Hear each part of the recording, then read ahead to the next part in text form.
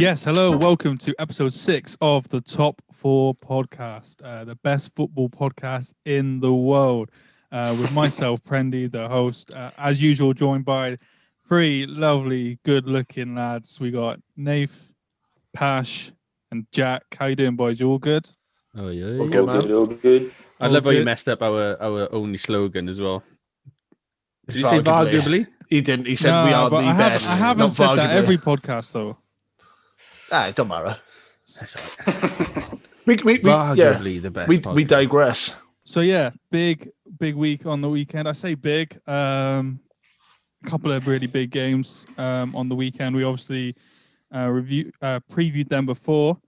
And now we're going to have a little look over the results and what we think it means for the rest of the season. I mean, do you want to just start off with the biggest game of the weekend and get straight into it? I think so. I think so. Yeah. Let's start with Aston Villa versus Arsenal then. Big shout. Yeah, Aston Villa 1-0. That's interesting fact. I tell you, who the Liverpool fan is like. Yeah, but let's be fair. Let's go in order of the. Leave that one till like semi-last, and then we can go from there. Just let me go for the rest of the games first. No, I believe I mentioned that Man City would batter them, didn't I? Yeah, but do you mean Alisson just had a bit of a shock. It happens. Do you mean a bit? Keepers. Well, yeah, 2 goals within the space of 5-10 minutes that he kicked straight to Man City players. But again, he's been so unreal for us for the last couple of years now. I did say one of the things that just happens. I did say it'd make a huge difference if Alisson plays, didn't I? I did say that. Yeah. And that's exactly what I meant. Like he's going to give 2 goals away. But yeah, they got battered today. City's got the title in the bag. It's a bit upsetting just because I was hoping there'd be a bit more of a title race. It was quite exciting first half of the season when there was like 3-4 teams in there. But Pep's just run away with it now. I wouldn't be surprised if he just carries on unbeaten to the end of the season in that type of form and under that much hardly any pressure. Yeah, Gundogan's been fucking unreal for them, hasn't he? At the moment, he's probably the best player. Do you know I mean? Every game is performing. He's been there since 2016, and I was thinking before this run of games, I couldn't tell you a moment or something. You'd be like, you name your 5 best Man City players. I don't know if you would have said him, but now he's definitely their best player at the moment. First season, he did some silky moments. I remember him scoring again, a big goal against United, and then he kind of just tailed off. But yeah, this season, he form of his life. He's in my fantasy team, and he would have got a hat trick if he didn't absolutely span out that pen over the top. Yeah, but he still got me like 14 points, so it's not too bad. I mean, that's a credit to him to then get the 2 goals after missing that penalty. A lot of players would then just have an awful game. But he missed the penalty, but was still probably the best player on the pitch. He's been great for them, and he's almost made him not miss De Bruyne when De Bruyne's had to miss out for injury as well. Has he been playing a little bit higher than he normally does? Because he usually plays quite deep, doesn't he? But is it because he's getting so much recognition? Is because he's been forced to play a bit higher up the field with the boys? That's probably because they got no legit striker, really. They're not really playing Jesus, so Aguero's obviously injured, so they are getting these false nines like Foden and Gundogan. But when he missed that pen, I thought, here we go. They've missed. I think they missed a couple of pens against Liverpool in the last couple of years. I remember Mahrez and then De Bruyne early this season. And it's been 3, I think. Last 3 pens about against us, they've missed. And I was like, here we go. Liverpool, if they win this could be the momentum to get them back on track. And but yeah, especially when Liverpool scored a pen. After they scored a pen soon after the first goal, you're thinking Liverpool might nick this now. Was that a pen? I was hoping for that. But do we all think that was a pen, the Salah one? I think it was a bit soft. Yeah, it was soft, but it's still a pen, isn't it? Well, so many things are a pen these days, and they look soft as. Especially because you've got to give them. You make contact in the box, and they go down. It's always going to come. If that was Martial, I think we'd be having a different opinion from Nate. But that's beside the point. I think it's a pen in today's game. Unbiased, isn't it? Yeah, it's a pen in today's game, but Salah does love, like, he was flat out, he was through, and he got grabbed on the arm so gently, and he just chucked himself on the floor. But if you feel contact, you go down. It's just one of those things where maybe 10, 15 years ago, it'd be a headline. People would be like, the manager would be like, oh, he shouldn't have dived. But now it's like, it's just not a big deal. Do you know what I mean? It's more of a big deal if someone gets tackled and stays on their feet and shoots and they don't score. The shot. Yeah, if they fluff the shot and then everyone says he should have gone down. Because really, they should bring it back. Because this isn't FIFA, or like if someone gets fouled and they could go down and then they shoot and they don't score, I think they should bring it back. I'm not going to change the rules of football by saying this on the podcast, but if it's a foul, if they go down, then it should still be a foul. If they stay up, they should get rewarded for staying up. I think. You get 2 goals at it. So if Salah doesn't go down there and he shoots and misses, they should come back for a pen. If it's like very quick within, I don't know, what's the advantage rule? Is it 3 seconds? 5 seconds? It's all dependent, really. So if you play as soon as you've taken the shot, you've taken the advantage, though. But if only if the tackle's like affected him and like taken time. So if he's like stumbled, stayed on his feet, it's taken more time, angles got worse, he shoots, doesn't score. If it's happened very quickly, I think they should bring it back for the pen. I think it would need to be quite a severe foul for that to happen, because I think like Ruben Dias didn't pull on his shirt or anything. It was literally just his arm over his elbow. Usually with those, they usually like if they're holding on for like a second and then they let go. Usually the ref just allows it, but as soon as he got like touched, Salah just went straight down, didn't he? Yeah, but do you think it's kind of natural? Like when you're running side by side, I don't play football, but I can imagine like if you're trying to get in front of someone, you're going to do that motion of trying to get around them. So I think there's a very fine line there between actually grabbing something. That's why I think it was a little bit soft, but at the same time, I don't disagree with it either. Like it's a weird pen. It's not like I saw it and think that's definitely not a fucking pen. I was like, I don't know about that, because it looks like he's just trying to get around him, because Salah did do him. He did get in front of him. But if then it's something that's more severe, like you see an actual shirt pull, then it's a different story. Do you know what I mean? Like that's a clear pen. So it's a weird one. It was a strange one, but it is weird. But any contact in the box, isn't it? It's just what it is now. Any contact in the box and they pull back on someone, or like I said, try and get past someone, put their arm in front of them, and they fall over. That's it. It's just a pen every time now. It's just how the game is. Most of the big players in the Champions League, sort of La Liga, French League, whatever, most of the big players will go down as well if they feel that type of contact. So why wouldn't you, innit, if you get that chance? It didn't really matter that much, though, did it? It was quite a 1-1. I was thinking maybe it'll play out as a draw then, but City just, obviously due to Liverpool just not really showing up and some, wobbly performance from Alisson, City were just ruthless. They smelt blood, didn't they? And they just went to town. City did play well, but Phil Foden in particular was... he was unreal. What that goal. He had a great whole game, didn't he? But that goal where he just cut inside and just doing it here so clean, like that ball wasn't stopping.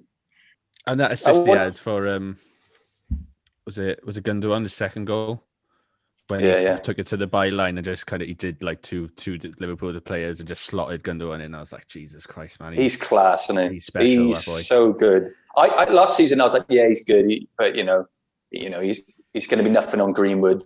I was the same. I know they play different positions, but Phil Foden has gone to another level now. With David Silva gone, he's slotting into there, and we're seeing him start most matches now. I think. Well, what's the thing? Forgetting the Man United comparisons with Greenwood. Like you just look at him and think, okay, Pep likes him, but he's on the bench. He's not going to end up breaking into that team.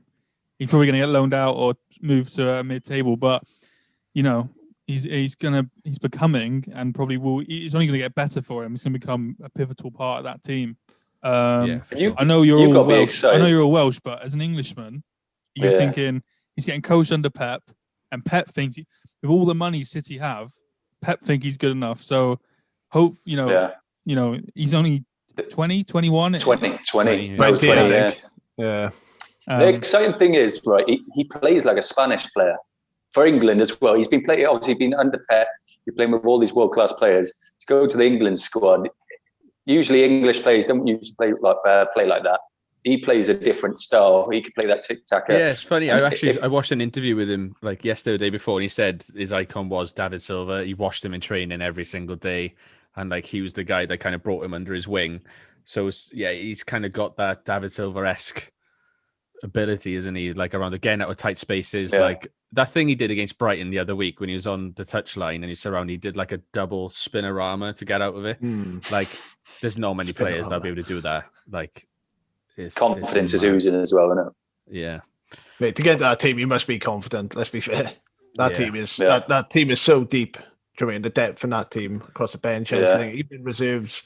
They got so many great players, and for like a person who's only like 20, like said, up and coming talent, to get into that team is pretty incredible, and he's proven himself as well.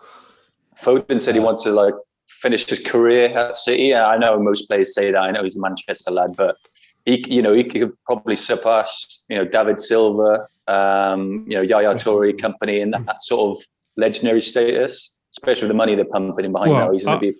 I hope he does, but I think it's very soon to be saying that. I think I would love that to happen, but I think if he stays there, I mean, definitely. If they keep a hold onto him, but he's looking so good now. You almost feel like another 2 or 3 good seasons, and Barca, Real will be looking at him. He looks that good now. He's going to get better as well, and he's almost a little bit.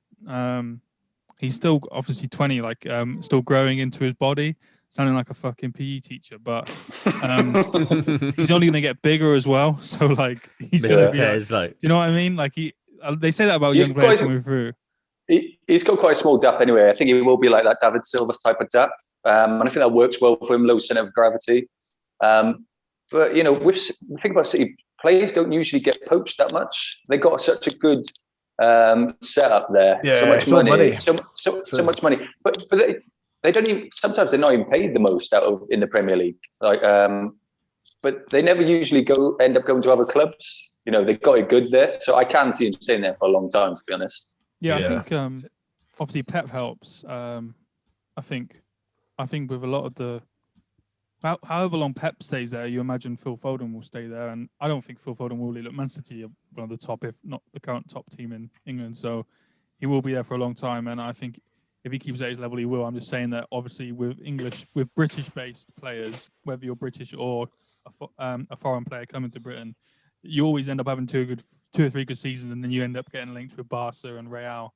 It's usually the pivotal sort of football, isn't it? Elite, the final tier in football. So, but Phil, he's playing so well. With Man City though, I think they're looking so good now. And I remember I said in the last podcast, I said I think it was going to be a draw because they have. This is the first time they've got to play a good team in this easy run.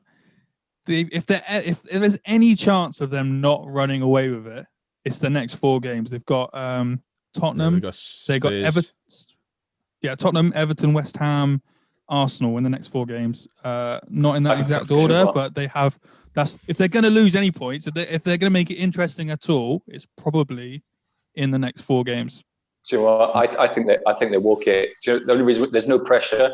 United not going to be able to keep pressure up against them. Obviously, Liverpool was the biggest threat, even when they were sort of 4th. And they just a team full of winners. They're all experienced. They know exactly what to expect. They know those slow games against the lower league teams. They know that they got to be on it for those, not to get complacent. So I honestly think titles in the bag from them. I'm more interested, especially coming from a Liverpool fan. What is Liverpool fighting to get in the top 4 now? How did you see that performance, Nathan? What did you take from it? Obviously, we've not had a really good run of form recently. Just when we seem like we were bouncing back, we lose to Brighton 1-0. Then to lose to Man City 4-1. It's not great. It's not a good feeling. But again, it will be just them playing for top 4, I imagine now. We have still the only other trophy, which we could play for and potentially win is Champions League. But we've got to get back to good form that we had last season, but it's easier said than done. We've had quite a lot of injuries. I think that's starting to show a massive effect on the team now. Yeah, like to me, like we did compete and we did stay up top with quite a lot of injuries, but it's taken its toll, I think, on the team now. We need them fresh legs back from injury, bit of rotation. Like I said, we haven't had a chance to integrate the new centre backs yet. Fingers crossed they'll be making, well, hopefully they'll make an appearance now next game. But again, it's tough at the moment. That's because you had some big plays back, didn't you? Back to good form. When we see Mane back for being Alisson, I was thinking, here we go. They got the big boys back. And Mane's just not firing, is he? He had a header at one point. He's just not there at the moment. Firmino either. Salah's the only thing really keeping them going at the moment. And even he's looking a bit lost in a lot of games, to be fair. I think all the pressure's on him. I think that's why, and it's quite hard to have all that pressure on like one player on the team. It needs the rest of the team performing as well, which you do. Like the midfield seem to perform well. It's just it's lacking in certain areas. I think Trent was awful yesterday. He just didn't turn up at all, and that's not taking any away from Sterling because he played a hell of a game as well. But Trent, man, he was nowhere to be seen. He was just in Sterling's pocket. And I think there's a couple of heads that are going in that side now, like Trent being one of them. I think, like you said, Mane, Salah, and those front few. Thiago still hasn't turned up. Don't know where he is. But I need to refer to that Klopp interview I sent you boys earlier because I don't know if anyone's seen. Well, I was going to ask Nath, as a Liverpool fan, what his thoughts are on Klopp at the moment. I know obviously he's a god of Liverpool, but he seems like he's cracking. He's obviously had that horror last season in Dortmund after I don't know if they won the league the year before. They were second and, they definitely got to the Champions League final, I think. So as a Liverpool fan, how are you seeing Klopp at the moment? Because he's definitely looking like someone who is not under pressure, but is his head's just going a little bit, isn't it? Head's going. It's stress, isn't it, the game? After doing so well, so long, absolutely, being one of the best teams on the planet, it's probably just massive stress for him. Like, you just got to trust him at the end of the day. When he first started with us, it took us 2 or 3 seasons, like my fucking brain's going. So yes, 3 seasons we won Champions League. Obviously, he won the title then last season. He's been pushing that team, do you know what I mean, for the last 5 years. It's massive stress on it. And then obviously things ain't going that well at the moment. Just got to believe in him at the end of the day. He brought us back to glory and he brought all the trophies. You just got to give him a chance. I don't think like where people sit, on Twitter, people I don't even think it's real fans. Real fans wouldn't be on Twitter saying Klopp out and things like that. Anything like that. It's usually rival fans. They'll put it up there and they'll start trending because rival fans. But Klopp out. Just to and then they're like, Liverpool fans are online saying they're Klopp out. There's like no fucking true Liverpool fan would say. No true fans. I think he's doing a good job. It's not like we're like fucking 10th in the league. We're still 4th. And like I said, we've gone for a massive injury crisis. I think the difference is, going for when he first came in, obviously first couple of seasons, he was the media sweetheart. He's a funny guy. He's just a likable guy, hugging everyone and that. But once you're champions, everyone comes for you. Everyone, the media, all the other teams. Everyone, they like to build you up and then rip you down. And I think that's what's sort of happening. And it's with the way they play, and like Klopp's quite an intense guy. You see him on the sideline, he's screaming. You could see his videos going. You see the glasses steaming up and that. He's intense. And I think after a few seasons, I think they are just run down. I think they might need a season off and then go again next season. I saw someone say how their team is not full of world-class players, but it's like a world-class team together. Like they work well as a team and they're like well drilled. But in terms of actual world-class players in that team, there wasn't many. And I don't think that's right. Well, I mean, I'm not saying I disagree, but I think in terms of like a world 11, I'm not sure how many Liverpool players would get into that. I got Alisson, Robertson, obviously Van Dijk's injured, Van Dijk, Trent, Fabinho. Thiago is a world-class player. Sorry, I'm saying the top 10 are like world-class. The top 10 11. What? Like if you were picking a top 11 in the world, are you putting Fabinho in there? Oh, okay. I don't think there's many Prem teams with like the top 11 players in the actual team, to be honest. I don't think United's got any world-class. Yeah, Van Dijk, Salah. Yeah, I think Van Dijk would still make it. Potentially Salah. I know, but also I mean, like, I think you're missing him. I think that's all it is. I think it's shown that, like, I don't think it was like a well-oiled team, but now it's just not working as much as a team, and I think it's all about refreshing it as well. I know Thiago's come in, but he's not really refreshed it, and you see that when they win the league with a team, but they don't refresh it, it's very hard for them to win the league again. I think they tried to refresh it. I think they brought in Thiago because I think Klopp knew his team was going to drop off a bit just due to the pace they played at. And with Thiago, he's more of a sort of controlling midfielder who can really move the ball and help dictate the play. Whereas before they were sort of gung-ho. I think, I don't want to make excuses for Liverpool, like the whole team have dropped off, but Van Dijk was sort of like a quarterback on them. He'd push right up. He's fast so he can cover back. They like to leave a lot of space behind. And he was just pinging balls up to Mane and Salah all the time. He'd do that constantly. So I think it's just a massive component out of the team. And the whole team's just lacking confidence now. You can see they just don't really know what works. They're just whipping crosses in and it just looks a bit... Yeah, we used to play lackluster, basically. Yeah.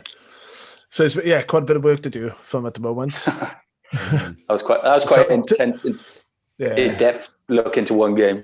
I'm not feeling sad at all. I'll do a little segue here because one thing I think that's really interesting is Chelsea are now 1 point behind Liverpool. That's mad, that is, yeah. Which is an absolute shocker for quite a while. A little bit scary. Obviously, Tuchel's kind of doing bits at the moment. They didn't concede in 3 games until Rudiger had that howler against Sheffield the other day. But cost me like 10 points on fantasy. Yeah, I know, man. I think that they're a point behind is something to think about in the back of Liverpool fans' head. I think that could be more important. I think it's more important now than people think it is. Not just Liverpool though. Like West Ham, you think they're going to fall off? They're only 1 point behind Liverpool now. Everton are 3 points behind with 2 games in hand. Tottenham are 4 points with a game in hand. It's almost like, if Tottenham can win their game in hand, Everton could win both their games or get 4 points from it. It's like going to be 1 point separating 4 or 5 teams. It's the only exciting part of the league, really. Chelsea's an interesting one. They're such. Obviously, they've got that new manager bounce, but they're such a good team to just rejuvenate and go again. They can like shed their skin and then go again, whether it's a new manager, new players. I wouldn't be surprised if they win a title in the next 2 years. Just because their squad, they probably win a title and then Tuchel. I don't know if that's going to be under Tuchel, but then the manager will be gone the next season, and that's just the way they work. They could make a push for top 4, Chelsea, especially if like Leicester or Liverpool are starting to drop off. I think they'll be amongst it. I think they'll be pushing the others. Yeah, I agree. I hope not. But yeah, they definitely, that pressure is massively there now. Well, Leicester dropped some points as well, didn't they? At Wolves. Yeah, they should really beat Wolves. We all went Leicester, didn't we? But we all said at the end, like we all backed Leicester because it's the obvious choice. But we literally all said that could easily be a draw. Yeah, 100% easy. Smells like a smelly draw. Yeah, and Vardy was back as well, wasn't he? Yeah, he came off the bench, didn't he? That's the thing, though. No one's really. No one was talking about Leicester, but in my head, I was like, they not had more of a chance competing than United, but because they got that underdog theme, they can just go about their business and just keep getting the win, sort of thing. But they have tailed off 7 points behind now with a game in hand. But they're one of those teams where they could just reel off 6 wins in a row, easy, and they could be really up there. So I don't know. I don't want to say that they've got more of a chance than United. I know you're saying you don't think United. I think they're just both, United and Leicester, both teams who they could go on a massive 6, 7, 8 game winning streak, but they've got those mad results in them. They both can beat anyone and lose to anyone, can't they? They're both that type of teams where they could just upset and spank City out of nowhere, and then next game they'll go and lose to Sheffield or something. They just got it in the locker. I think there was a couple more draws than we anticipated. Obviously, we'll Yeah. We'll quickly fly over United Everton. No, let's stick on there for a while. 2-0 up. Spunked it. Bro, half time, I was chilling. Half time. Yeah, you no, speaking to you you guys seemed proper chuffed. And I look back 10 minutes later and it was like 2-2 after half time. That Fernandes goal, though. Thank you very much. Do you know what was funny? Is there's been a lot of games this season where we've won and I've gone, we didn't play that well then. I feel like we got off there and we've won like 2-1 or 3-1, whether it's a pen or a bit of luck or just a ball's like bounced out and fell to Rashford or something. That game, I thought it was one of the best performances we've done. Honestly, I thought it was one of the best performances we've had in the terms of the midfield play, interlinking. Cavani's little flicks outside to like other players to bring them in was fantastic. And then again, the Maguire-Lindelof, what did I say? I think I said in the preview, Maguire-Lindelof partnership will be something to get at with Dominic on there. And they fell apart second half, and I was in a proper mood. Sitting by my girlfriend, I was huffing and puffing. You're right. We did play really well in general, but it's those mistakes that will be all and end all. Do you know what I mean? Because the James goal, like I mentioned to you boys when it happened, he was unmarked in there. He had all this time in the world, and yes, he did take it well, but he had the time. He shouldn't have that amount of space and time to be able to finish it like that. And then the last bit, people are saying we should be blaming De Gea, and obviously it's partially not his fault, but he's not his usual self. But the fact that Maguire played every single Everton player onside in that free kick is criminal. Like, it is criminal. Maguire had a stinker, and the worst thing is the media don't pull up English players. He had an absolute stinker, and in the press afterwards, they never go, Maguire had a bad game. How would you go about that? They'll focus like a De Gea, a Martial, a Pogba. They'll never focus Rashford. I love Rashford. I love all the United players, but the English bias from the media is ridiculous. How they protect them, and then they'll proper go after like a French player or someone else. But what I thought was interesting, United have scored the most goals in the top 10, but they've conceded the most goals in the top 10 as well, which just shows in the summer. They don't need the right winger as much as they need a world-class fast centre-back. Yeah, we got a title win in attack and a championship defence at points. It's that fucking lopsided, and it does my head in. Like, you can have some games, like the Southampton game, where the full-backs just come out, but it's that pairing in the middle is the main issue, I think. And you've got to give some props to... Yeah, you've got to give some props to Ancelotti for the adjustments he did at half-time, and he obviously said, look, this is how we can hurt United. Look how slow the centre-backs are. If you make runs in behind here, which I think a lot of people could see, but obviously Ancelotti had a word, and that's when they come out flying and scored 2 goals in the first 10 minutes. Yeah, but that's kind of... That and the City result is, I think people thought United's not in a title race for a couple of weeks now, but that's definitely put nail in the coffin, isn't it? Yeah. You think so? It's not that far behind, is it? They've got a game in hand, but you're only 5 points behind. Well, in the next couple of games, we need City to fuck it up. What you got to think, all City's got to do is match our results. So if we lose, they can lose. If they draw, they can draw, and we are going to drop more points than them. Like we love dropping points. So like on given games as well, we will drop points against like the bottom half of the table. But I'm good. To summarise. Same, bro. Same. Yeah. No, it'd be nice to see you drop a few more points and go below Liverpool. What else was it, Tez? What else? Like you said, a lot of draws. Oh, we can talk about Tottenham. Yeah. Have we talked about Tottenham winning? No. I mean, 2-0 against West Brom. Expected, but then maybe... Not expected. Well, expected, but they've been playing so poorly. Kane and Son came back.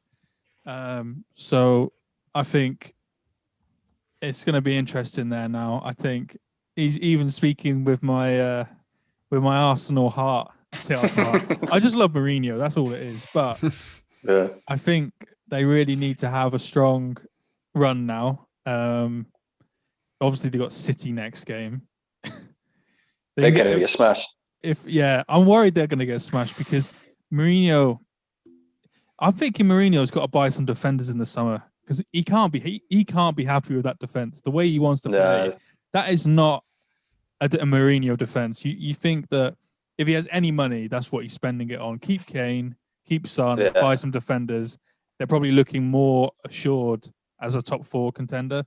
If they could keep it tight at the back, Kane and Son will do the business together. And I think they're looking at Skriniar. I think he was trying to get him at United for a while. I think he was linked to him.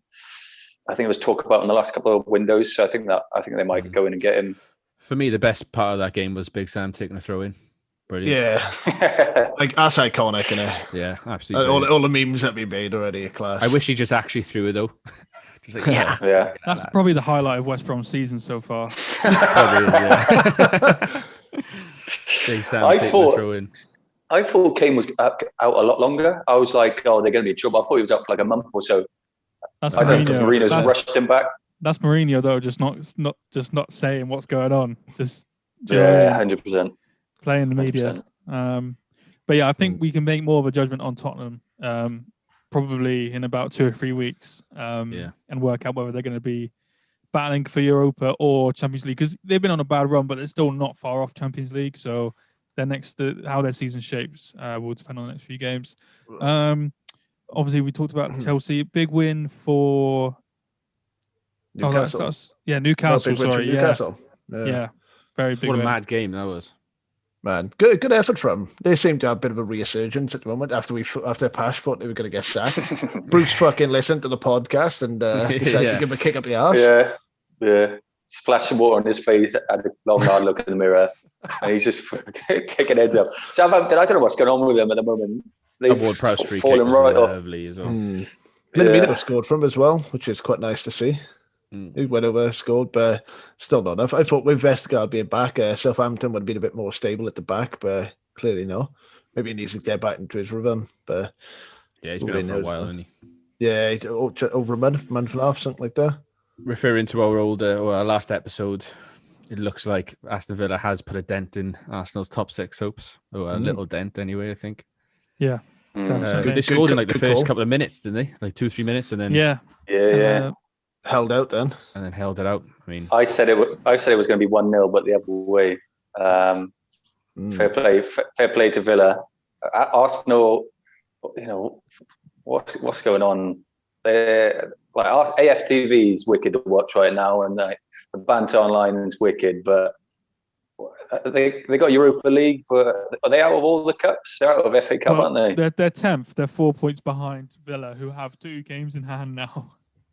So they're not, they're looking at a mid-table finish, a proper mid-table. They're 2 points in front of Leeds, who also have 2 games in hand on them. So it's really not looking good. They've only got the Europa League as well.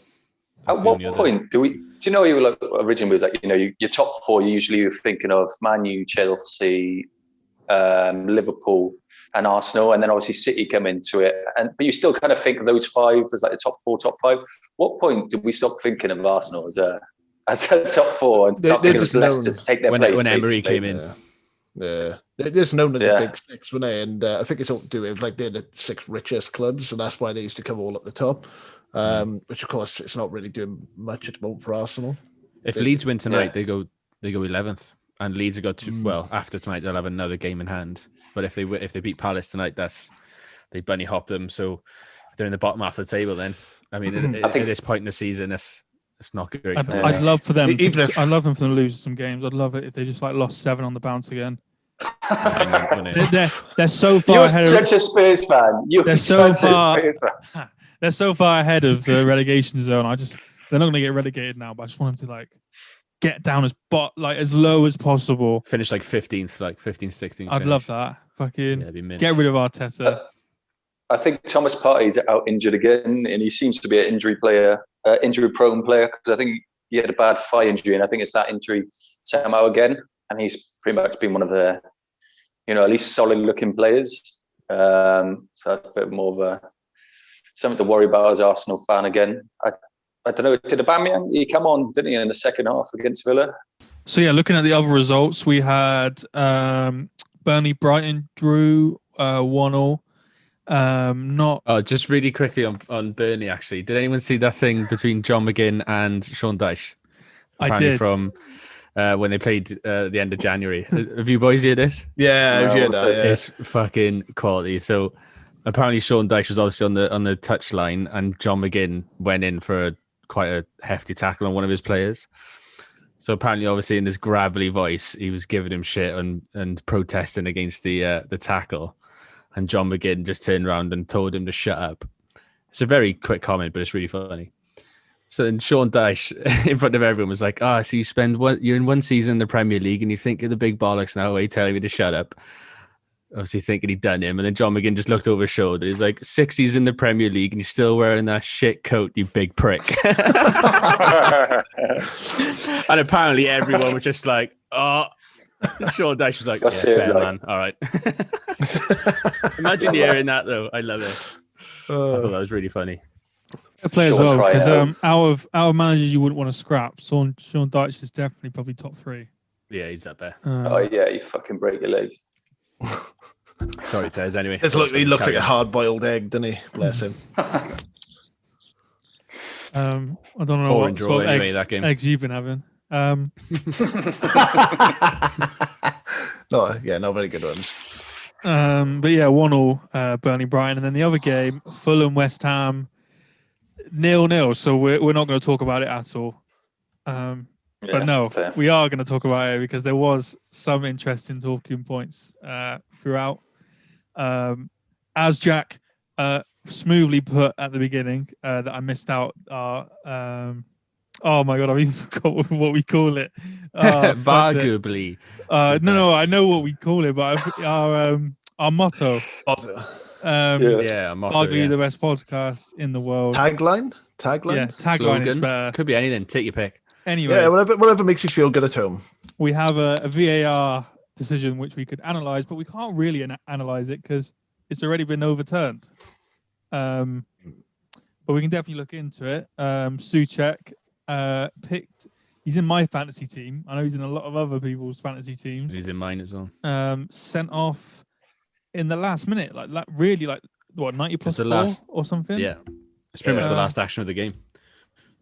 For shrugging off, not even shrugging him off, just trying to run in a different direction. He just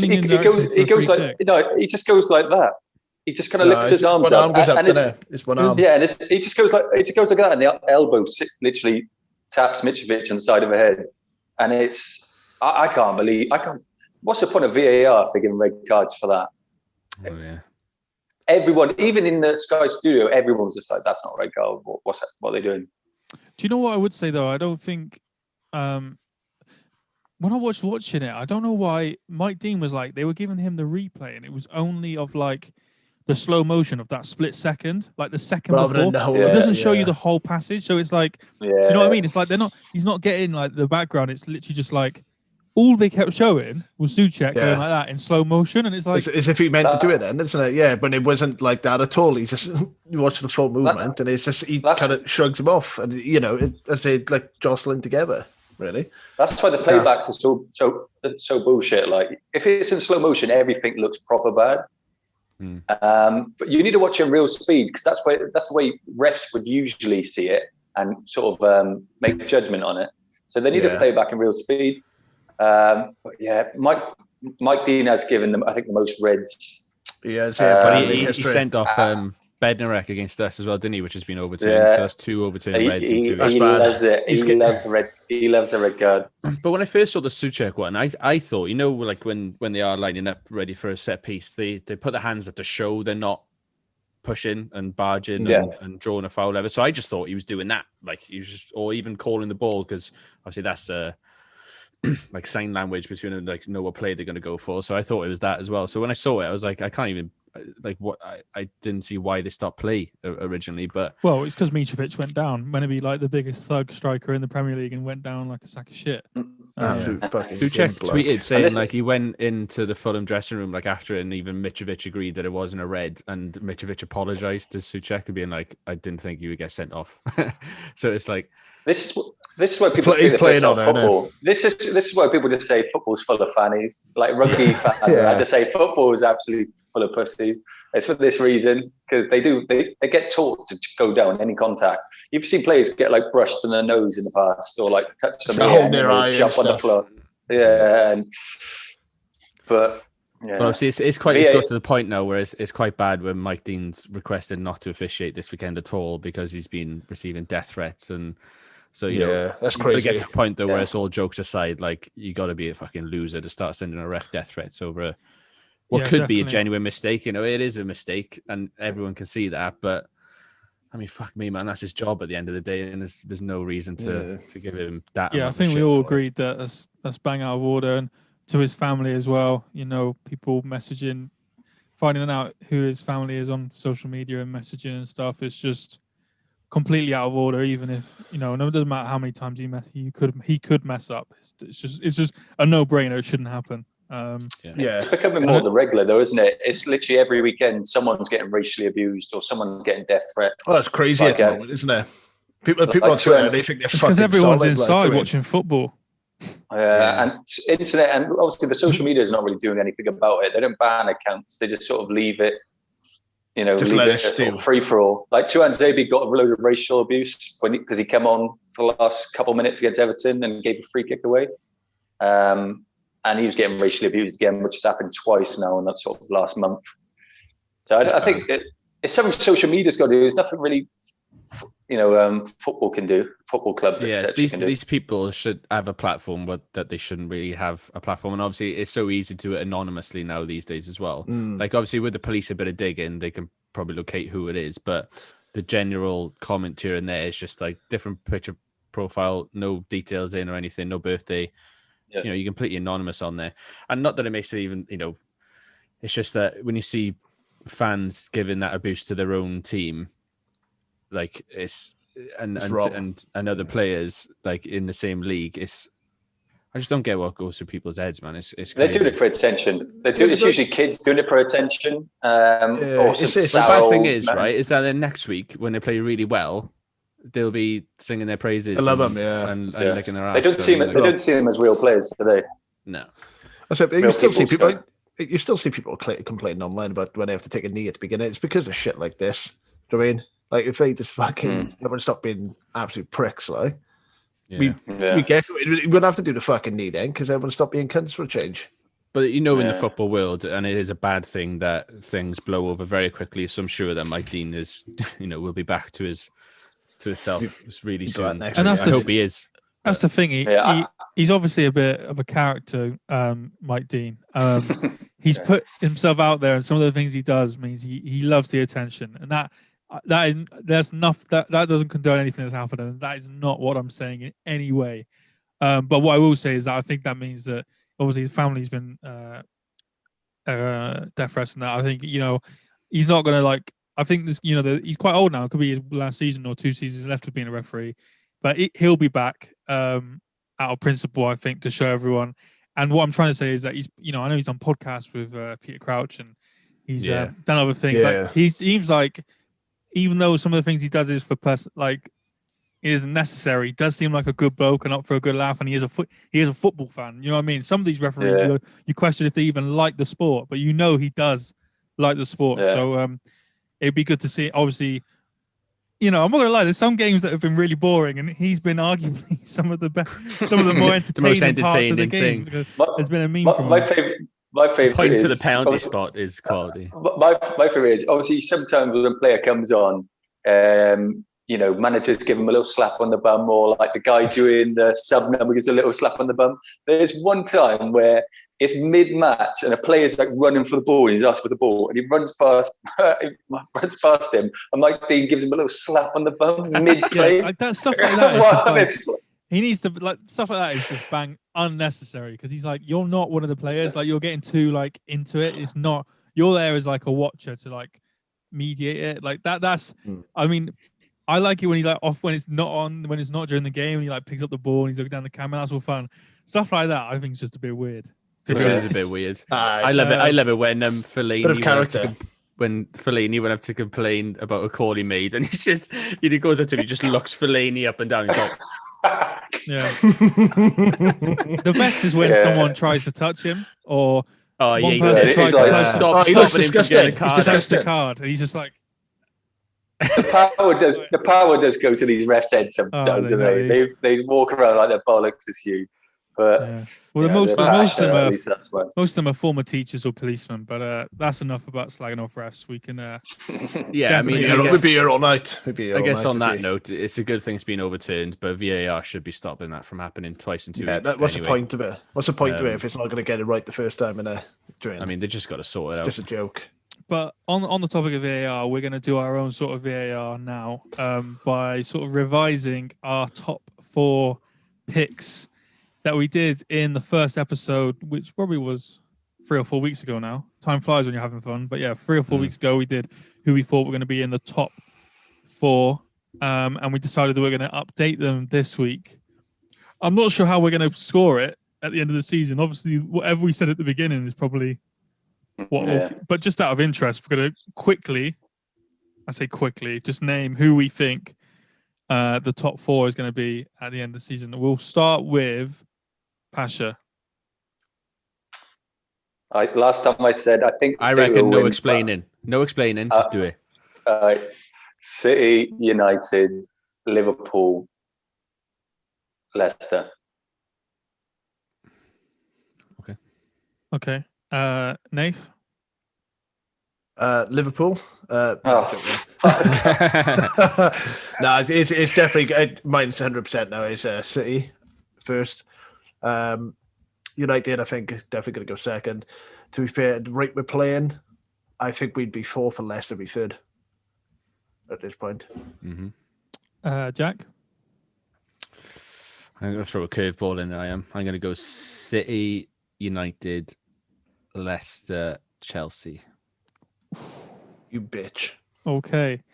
I'm going to go City, United, Leicester, Tottenham. And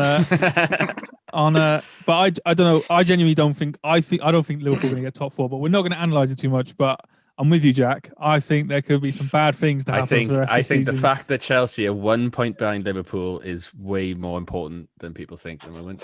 And I think the way it's going, we'll see what happens. Obviously, we've got Leicester next week now, so that's a big game. This weekend. Yeah, it is. Again. We need to fucking win now, really. Let's be fair.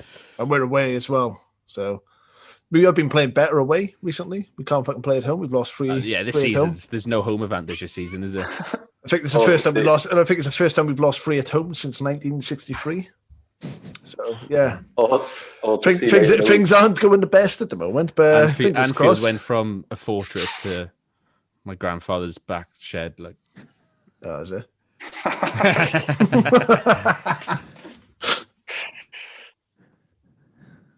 Okay. That's a big change, isn't it? I thought if that's it, or did you want to say anything more about Liverpool, Nate, before we round off? I thought Chelsea were going to wrap it up nice. Yeah, but then Nate goes off. And Nate goes, I remember the first time I went to Anfield. Is there any more? No, at least I've been to Anfield, but last time we went to fucking Old Trafford, you smelly fuck. Yeah, just round it off. Any more Liverpool facts on your piece of paper you want to get through, Nate, before we round it off? No, I'm just asking for your financial support and support for Leicester to not beat us on the weekend. That's pretty much all I've got. Yeah, I think we spoke enough about Liverpool today. So me and Tez, we got Liverpool not finishing top 4. Yeah, I think very interesting. So I guess things could be getting worse. Things could be getting worse for them. In another 2 or 3 weeks, we'll revise again, should we? Yeah, sounds good. 3 weeks. Decent. Well, I think, we can do it after Leicester beat Liverpool if you want. Fuck off. Party, baby. Yeah, do you know, I got Vardy in my fantasy, and I do need to do bits because I'm fucking dropping off for quite a bit there. Someone fucking wrap this podcast up. Yeah. On that note, is this the end? I've been trying to wrap it up the last 5 minutes, but on that note, thank you for listening. This has been the Top 4 Podcast, Episode 6. Thank you, Pash, Nath, and Jack. If you haven't already, make sure you subscribe. Jack's got the little thing underneath me as well. Aren't you good in the edit? Follow on Spotify, follow on social media, all of that, and we'll be back in a few days with another podcast. Take it easy.